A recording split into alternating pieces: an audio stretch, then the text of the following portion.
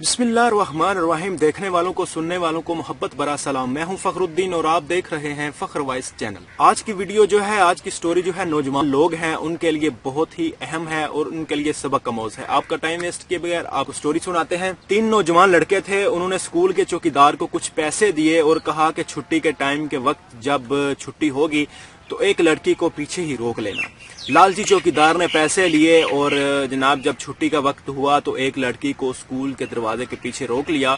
और जब उसका वालिद आया तो उसे कहा कि आपकी बेटी तो चली गई है, लेकिन जब उसको बेटी को बताया कि बेटा आप अंदर चली जाओ कमरे में, जब आपके पापा आएंगे तो मैं आपको बता दूंगा, आप उनके साथ चली जाना।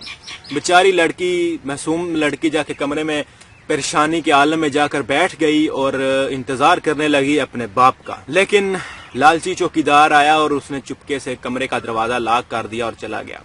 जब सब लोग चले गए तो वो तीनों लड़के अपने हवस बुझाने के लिए उस लड़की के पास आए। जब पहला लड़का गया उसने भी ज्यादती की, दूसरा गया उसने भी ज्यादती की, लेकिन जब तीसरा लड़का गया अपनी हवस पूरी करने के लिए और जब उसने जाकर देखा उस लड़की को तो वहीं का वहीं पत्थर बनकर खड़ा हो गया। उसके पैरों तले से जमीन निकल गई और उसको कोई समझ नहीं आ रही थी कि मैं क्या करूं, क्योंकि उस जो लड़की थी वो उस लड़के की बहन थी।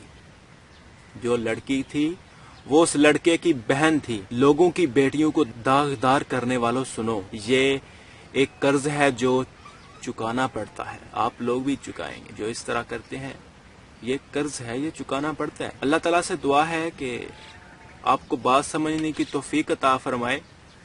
आपसे दरख्वास्त है कि इस तरह के काम ना किया करें, अल्लाह ताला से तौबा करें और जो गुनाह कर चुके हैं उस पे अपने गुनाह की माफ़ी मांगे, क्योंकि अल्लाह ताला की ज़ात तो माफ़ करने वाली है। उसके दरवाजे तो हमेशा, तौबा के दरवाजे तो हमेशा के लिए खुले हैं। अल्लाह ताला से तौबा कीजिए और अपने गुनाहों की माफ़ी मांगिए। तो उम्मीद करता हूँ कि आपको मेरी वीडियो अच्छी लगी होगी। वीडियो को लाइक कीजिए, शेयर कीजिए और हमारे इस चैनल को सब्सक्राइब कीजिए। मज़ीद ऐसी वीडियोस देखने के लिए अगली वीडियो तक दीजिए इजाज़त। अल्लाह ने के बाद।